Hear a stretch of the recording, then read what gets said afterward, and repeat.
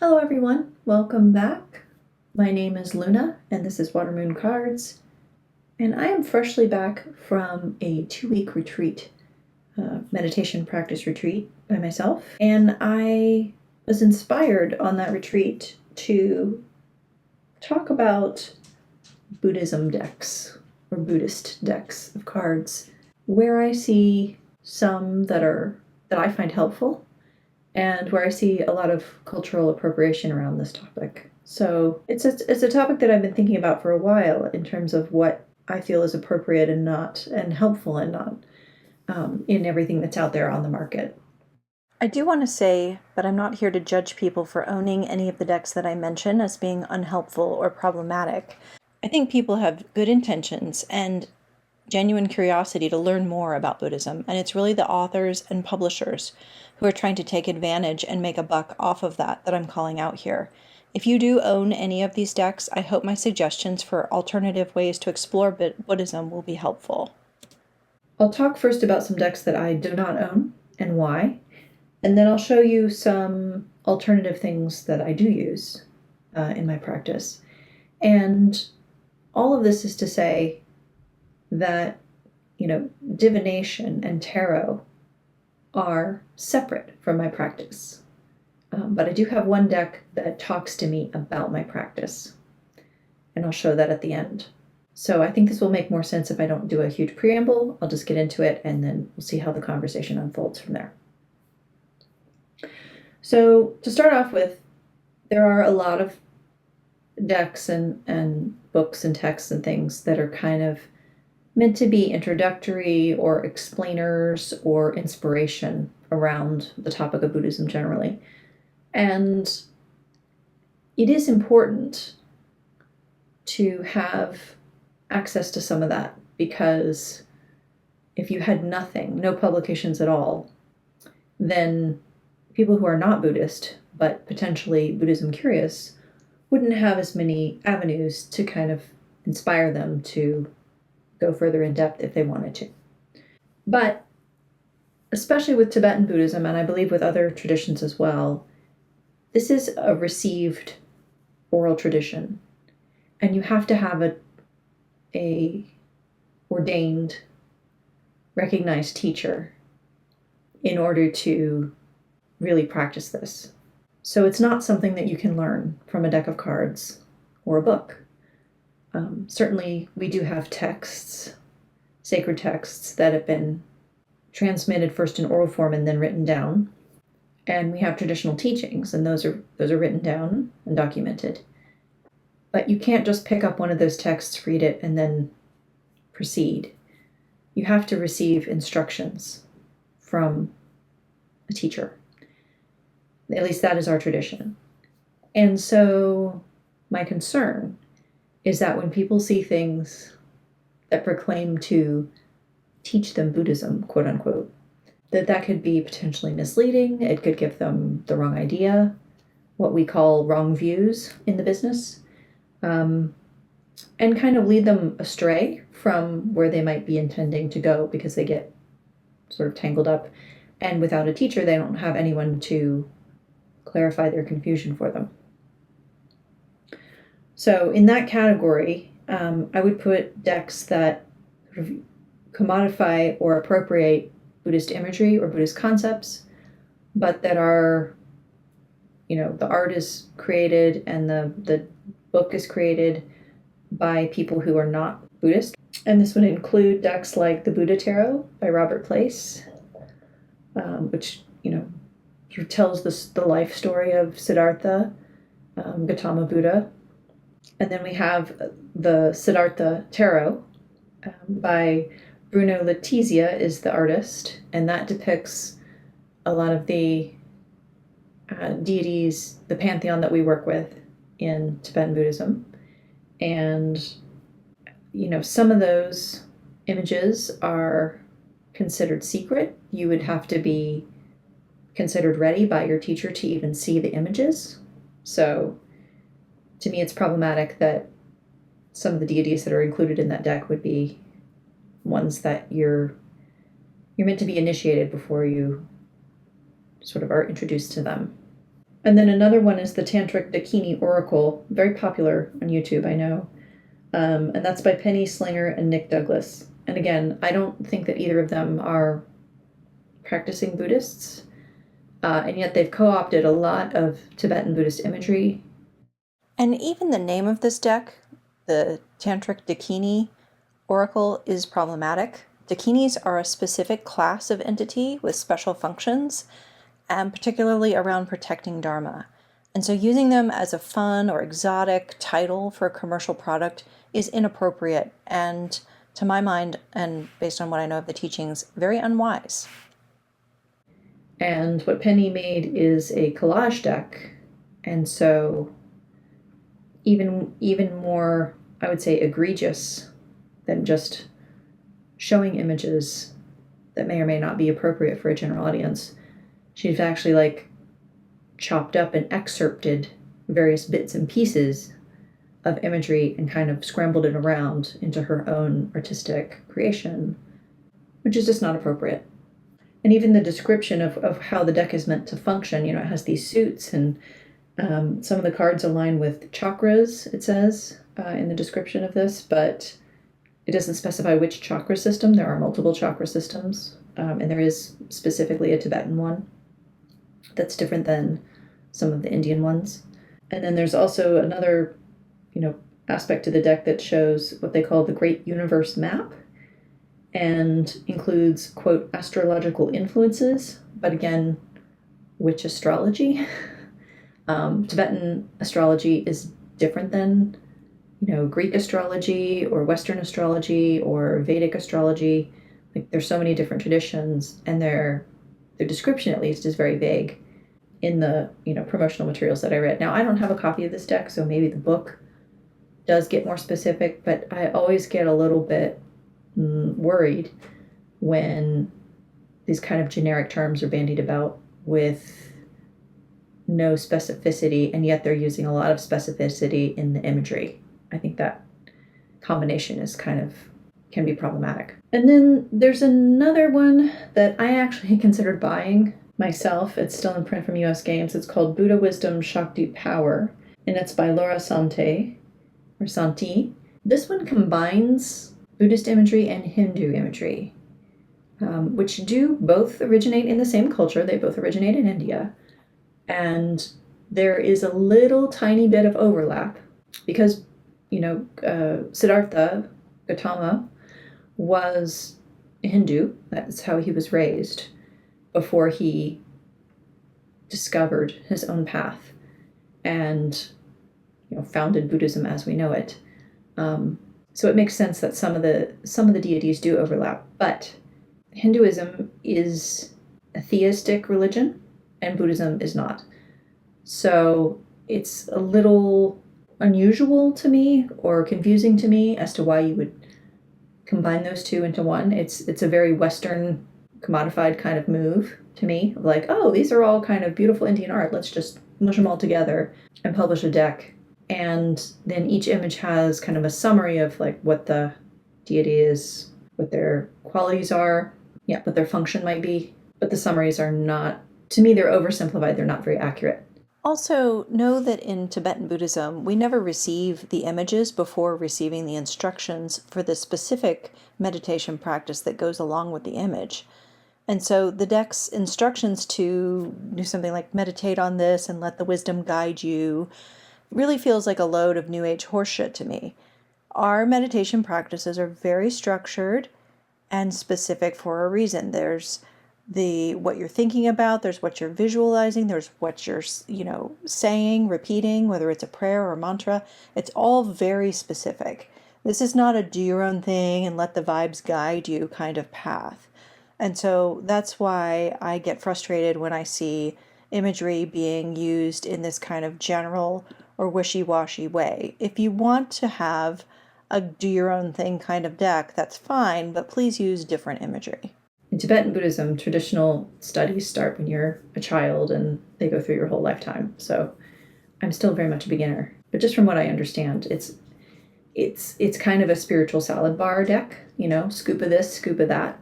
And it doesn't really clarify. I think it could actually confuse you.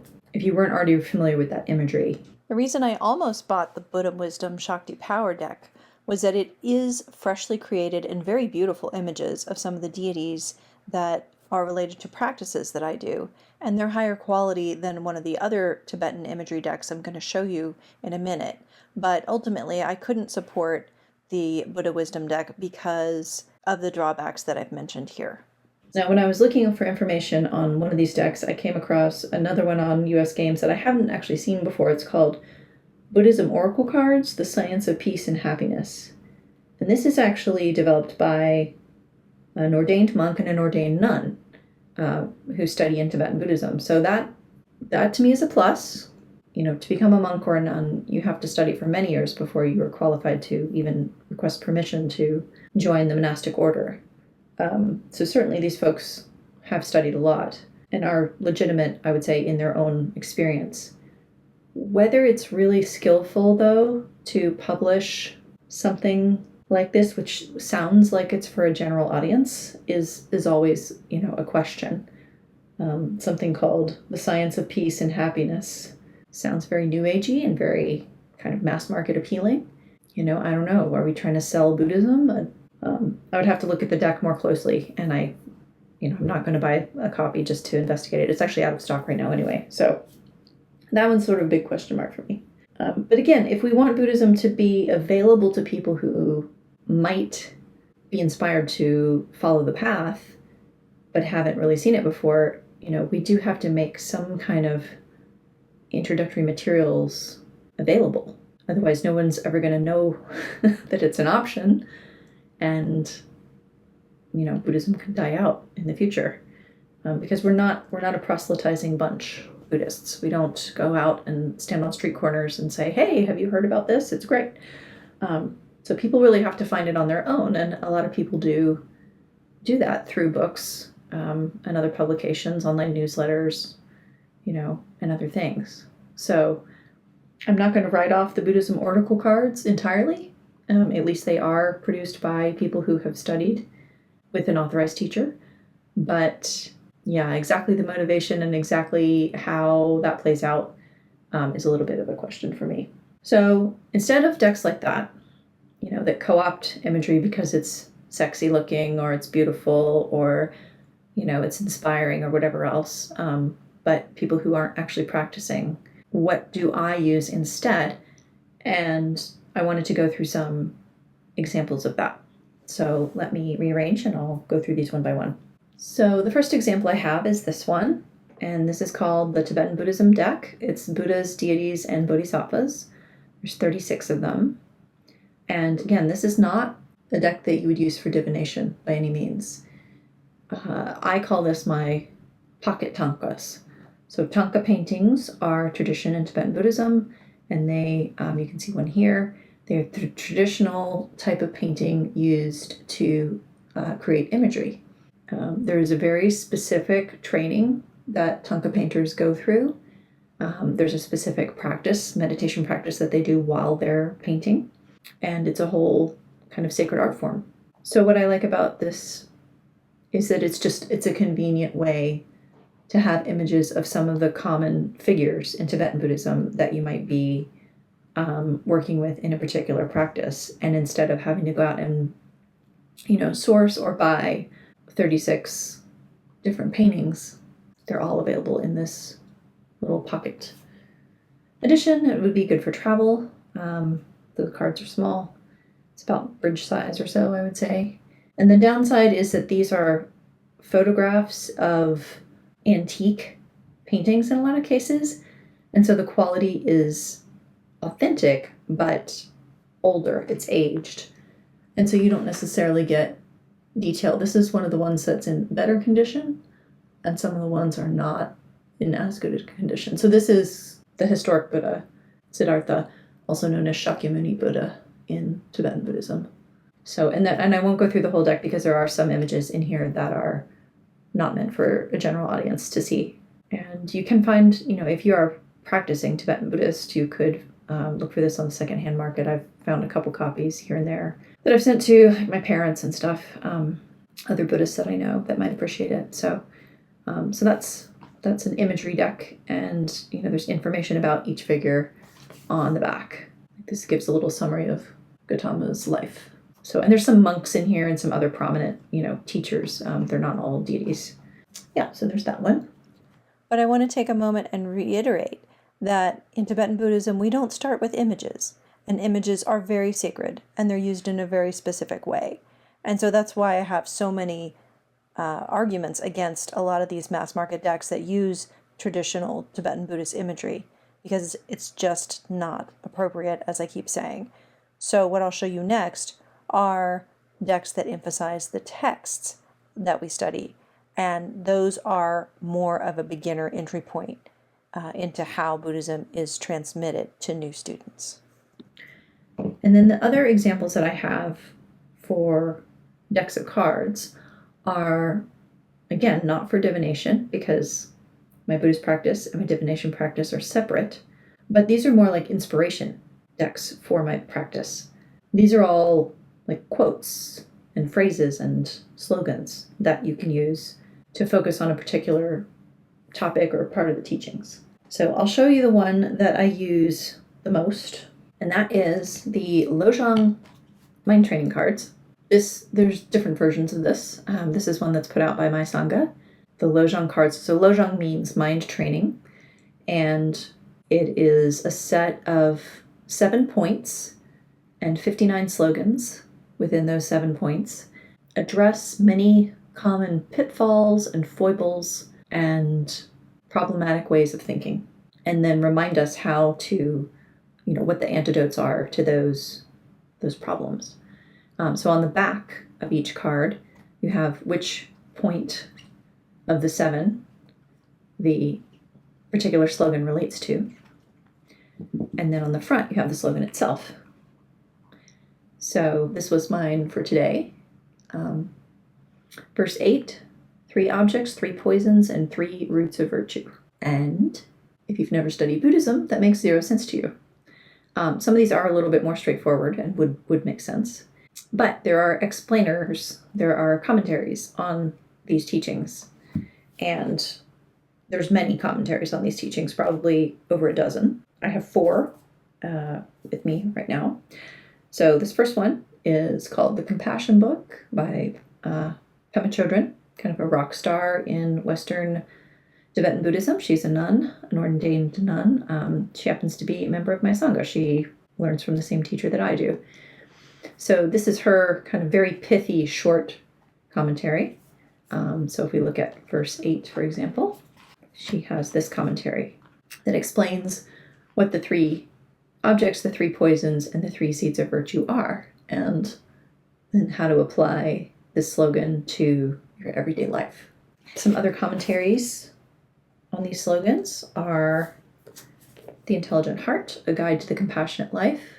And this is by my teacher, the Venerable Dzigar Kongtrul Rinpoche. And you can see that Pema Chödrön wrote the foreword to his commentary on this. And this goes into a lot more detail and explanation of each of the slogans. And then we have a commentary by my teacher's teacher, His Holiness Dilgo Khyentse Rinpoche. This is his commentary. It's a little more pithy than my teacher's, but, he would have learned from His Holiness. And then going back even further in history, we have The Great Path Awakening, the Classic Guide to Lojong by Dzigar Kongtrul. And the introduction of this book explains where these teachings come from and how they came to Tibet. And Tibetan Buddhists use this Lojong, this mind training, as one of their kind of central daily practices. But it has actually been adapted into other forms of Buddhism. So I know that there is a Zen version, a Zen-oriented translation of the slogans and commentary from a Zen perspective. So I think that's pretty cool that other sects in Buddhism have seen the value in how these can elucidate common problems, I would say, and give you, suggestions on a solution. Let me find one that might make a little bit more sense to like a lay person. Okay, so here's one. This is a really good one. Verse 56, do not feel the world owes you. So if you sit around and feel like, oh, I should have had this and I got cheated out of that and woe is me, and you're feeling sorry for yourself, that puts you into a very negative kind of mindset, and it can easily turn into paranoia, and also, developing a grudge basically towards everyone and everything in your life, which is not a healthy way to be, right? So that kind of gives you an example of some of the common sense tips and reminders that are in this Lojong practice. So, and I don't pull one every day, but I kind of pull one when I'm ready for the next one. On my retreat, I did go through and pull one every day, and it was really great because I was doing about 10 or 11 hours of practice every day. So it was nice to have a fresh kind of seed of inspiration each day to focus on, to incorporate into my practice. So that was really good, and I'll probably do that on my next retreat, because retreat is magical and wonderful, and it's really challenging. Okay, so that's Lojong cards. Then you have other kinds of inspired by famous Buddhists in history sort of things. So this one, actually these next two I'll show you, my mother was just discarding. She had bought and decided she wasn't going to work with them. And I looked through them and I thought they were, pretty decent. I haven't worked with them extensively, but I may come around to a time when I want this kind of thing, and so I've hung on to them since then. So this first one is called the Buddhism Reading Cards. It's by someone named Sofan Chan, and she has studied Tibetan Buddhism formally. She does have a teacher in a lineage, and this is really kind of a reminder of the core concepts of Buddhism. And I think this actually would be, like, if you were Buddhist curious and if you just wanted to know more about kind of some of the foundational principles or concepts in Buddhism without making any kind of commitment to it, just like, what is this about? What do you think about these kinds of topics? This could be an interesting way to get started. So she has the Four Noble Truths. She has the Eightfold Path. So the eight, she calls them purity cards. We know them as like right. So right understanding, right livelihood, right speech, right action, and so forth, right effort. Then she has the eight realizations, which include, I think, the four thoughts that turn the mind to the Dharma. And then she's got something that she calls the 16 virtues. So that would include the 6 paramitas as well. So this is a great deck, and it features, interestingly, she's an artist, so it features her own original artwork. Here's some examples. Most of these are Buddha faces, but she's got some lotuses and some other things in here as well. Very kind of psychedelic color palette that she chose. So yeah, you can just use the card, or you can turn it over and you can read the explanation. So this is forgiveness. There's a quote from the Buddha, and then there's kind of her own commentary on that quote. So I like this. Yeah. So this is just a great way to remind yourself of, these basic concepts, core concepts. And certainly when I was, in my first year or two, I was just trying to memorize, there's all these lists of things, and I was trying to memorize them and remember them. And this could also be good. Basically, it's like flashcards. Turn it over, look at the title, and then don't look at the rest of it, and kind of remind yourself, or sort them into piles and see if you can name all 8 of the Eightfold Path, or all 4 of the Four Noble Truths, that kind of thing. It could be a good study aid as well as a meditation aid. And then finally, we have one that I haven't used at all, but again, looked interesting. This is called the Tibetan Buddhist Meditation Deck. The box is interesting because it has this magnetic kind of flip-up closure, and then the top opens out like this, and it's actually notched here on the edges, so it sits up like that. So the idea is that you can stick one of the cards. I think you have to do it from the top. So you could wedge one of the cards in here, and then stick it on your shrine or your meditation table or whatever, and have that there. You can look at the image, or you can read the back and just contemplate the quote on the back. I like this deck because, again, there's an authenticity to it. Even though there is no human being credited with this deck, the contents of it, so it's like copyright just the publisher, but it's all quotes from, famous teachers. I'll just share a couple. There is no evil like hatred and no fortitude like patience. That's from Shantideva, 8th century. All the happiness that exists arises from wishing joy from others, and all the misery that exists arises from wishing for happiness for oneself alone. And that is credited to the first Dalai Lama, who lived in the 15th century. And then we have another Shantideva quote. Whenever I have the desire to move my body or to say something, first of all, I should examine my mind, and then with steadfastness act in the proper way. So think before you do or speak. And then from Longchenpa, we have, imaginatively, I make an offering to the Buddha with as many atoms as there are in the world, and with all the wealth in all the millions of worlds. So these are great, again, great reminders on things like generosity, patience. Yeah, so again, useful, even though I'm not using it right now, potentially very useful. And so since I've mentioned that my spiritual practice and my divination practice are separate, and I've kind of poo-pooed some of these other tarots and things that feature Buddhist imagery, you might be thinking that I never link the two in any way, but I do. And what I do, I wanted to share. And I'm going to share the deck that I use for this here, and then in the next video, I'm going to share an example of a reading that I've done for myself. So the deck that I use for this is the Margarita Peterson Tarot. And I know that a lot of people have this deck, and I do not think that you need to be a Buddhist or interested in Buddhism in any way in order to use this deck. I think it's sort of brilliant on its own merits. I think it has really interesting imagery that can be interpreted in a wide variety of ways. And, I have a friend who has a completely different set of associations. She actually associates this with some of the works of Ursula Le Guin, which I can totally see. For me, the power of this deck is that there is just enough Buddhist imagery in here to point to some of the core principles and some of the teachings that I've learned and remind me of the message from that lesson that then reflects onto the question that I've asked. So it's like, how do I handle this situation? An example might be more generous, or see that person as more important than yourself, or something like that. It's because Margarita Peterson clearly studied Buddhism on some level, and incorporated just little hints and little clues here and there that this really works for me. And I'm going to zoom in here just so you can see a little bit better, okay? So I'm not going to point them out necessarily. And it's all abstract art.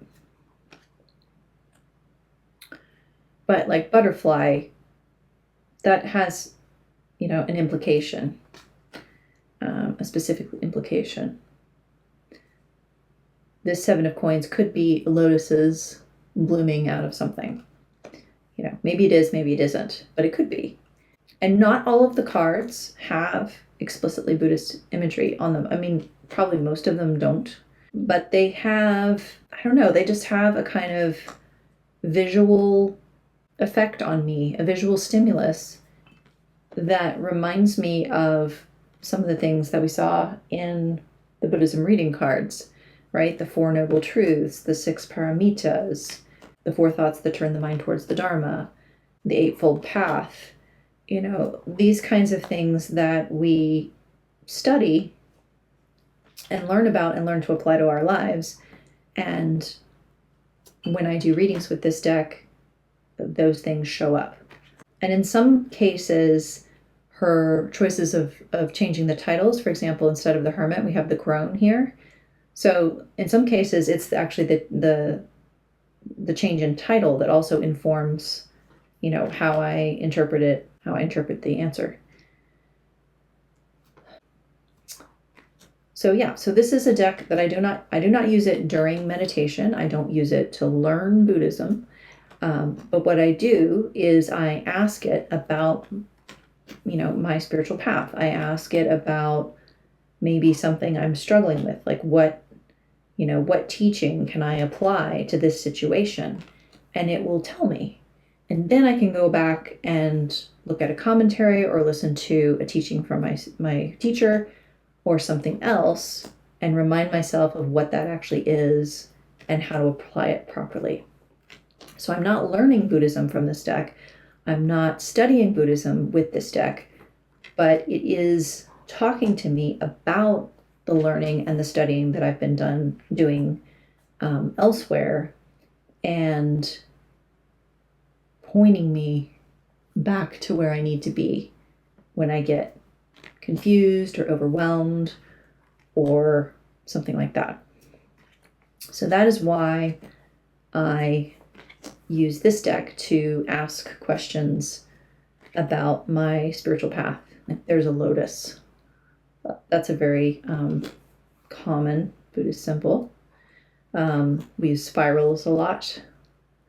So yeah, there's some specific symbols in here, and then there's just, because it's abstract art and you can kind of look at it and read into it in a variety of ways, it has that open interpretation opportunity, and gives you the ability to overlay whatever associations you'd like. And for me, again, that's the teachings. So I'm curious if you have this deck, how you use it. If you use it to answer specific questions, do you use it to like draw a card and stare at the card and kind of meditate on it? This death card is very Buddhist. Yeah. Do you use it in that way, or do you use it just intuitively? How do you use it? I'd love to know. And there's no right or wrong answer here, of course. But yeah, that's the whole deck except for the 3 cards I'm going to show you in the next video. And so there's your answer to a question that really no one asked, but that I've been asking myself. Why this deck and why not something else? Why do these other things that I've mentioned not appeal to me? What's wrong with them, quote unquote, in my opinion, etc. And so I wanted to, just share my own perspective on that. And again, if you have some of the decks that I mentioned in the first part of the video, I don't want you to feel judged. I don't want you to feel bad. This is not me telling you you're wrong. I just question the motivation of the authors and the artists of these, not the people who buy them. Because I think the people who buy them, are trying to have some kind of positive experience. And I certainly don't fault them for that. But I also think we have to be careful around received traditions like Jewish Kabbalah, like, several forms of Buddhism and other indigenous religions. A lot of the African traditions are received traditions as well. And I see a lot of decks that feature African deities of different heritages or different lineages. And, I would tend to question the authority of those authors and the intention of those authors and artists as well, if they weren't an active practitioner of those particular faiths or religions. But I'm not familiar enough with those traditions to say whether something is, authentic and on point or not. I can only speak about my own received tradition that I've been studying. So thanks for joining me on this, somewhat rambly. I had an outline, but I wasn't sure exactly how to express everything. So hopefully it came across clearly. If you have any questions, feel free to drop them in the comments below. And of course, you can find references to everything I mentioned here in the bibliography, which will be part of the blog post that goes along with this video. So please check that out. The link will be down in the description. I hope you're all well. I hope you are all doing whatever it is that fills your cup and that helps you feel grounded and helps you feel like you are making wise decisions in your life, dealing with your circumstances as best you can, and that you have support in all that. And whatever that support, whatever form that takes, that you have it. Okay, be well, and I'll see you again soon. Thanks.